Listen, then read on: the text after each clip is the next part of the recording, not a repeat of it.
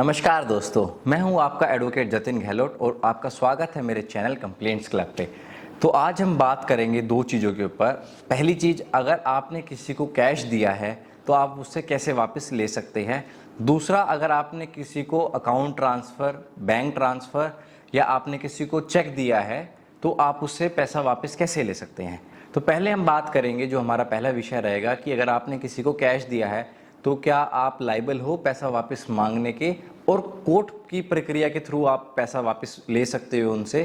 क्या वो वैलिड है या इनवैलिड है। बहुत सारे लोगों में यह डाउट रहता है कि हमने कैश दिया है, हम कैसे प्रूव करेंगे कि हमने कैश दिया है, हम दे सकते हैं या नहीं है।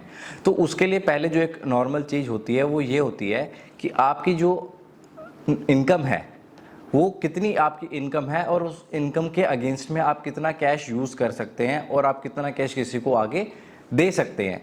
ऐसा नहीं है, आपको एग्जांपल से मैं समझाता हूँ। ऐसा नहीं है कि कोई एक व्यक्ति है, वो हर महीने 50,000 रुपये कमा रहा है, साल का वो 6 लाख रुपये कमा रहा है, और वो किसी को 15 लाख या 20 लाख रुपये उसने किसी को उधार पे दे दिए हैं। तो वो कोर्ट में प्रूव नहीं कर पाएगा।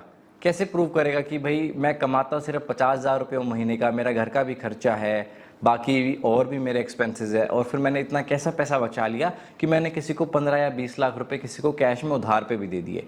कहीं तो उसने कुछ प्रूव किया होगा ना।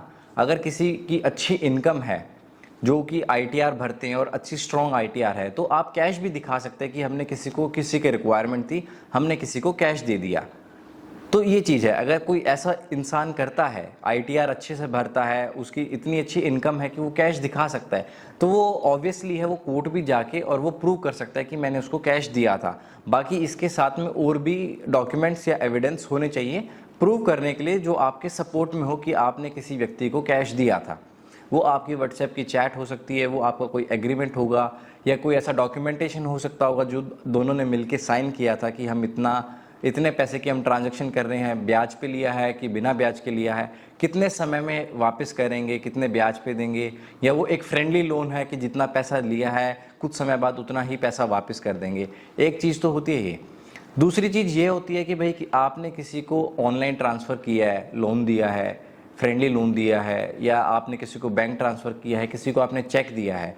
आपने किसी को चेक दिया 10 लाख रुपए का, और उसने 10 लाख रुपए का ही आपको एक सिक्योरिटी के तौर पे उसने वापस से आपको चेक दे दिया कि अगर 5 या 6 महीने बाद में पैसा वापस नहीं कर पाता हूँ तो आप इसको चेक लगा लेना और आप अपना पैसा वापस ले लेना। आपने वो चेक लगाया 6 महीने के बाद, पर वो बाउंस हो गया, तो भी आप हकदार हो पैसा लेने के। और इसमें तो आपके पास एक नंबर की ट्रांजैक्शन है, आपके पास एक बहुत अच्छा वैलिड सपोर्ट है कि मैंने बैंक ट्रांसफ़र किया था उसको, मैंने उसके अकाउंट में पैसा दिया था और मुझे वो पैसा वापस चाहिए। तो उस केस में क्या कर सकते हैं, आप उसको एक लीगल नोटिस भेज सकते हैं पहले कि आपको मैंने पैसा दिया था, इस तारीख को दिया था, इस वजह से दिया था, तो कृपया करके मेरा पैसा वापस कीजिए, नहीं तो मैं आगे अपना जो भी कानूनी प्रक्रिया है उससे मैं आगे अपना चालू करूँगा।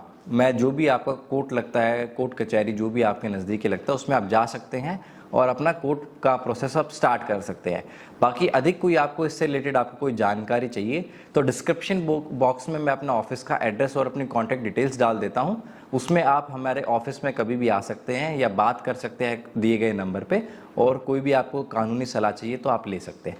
धन्यवाद दोस्तों।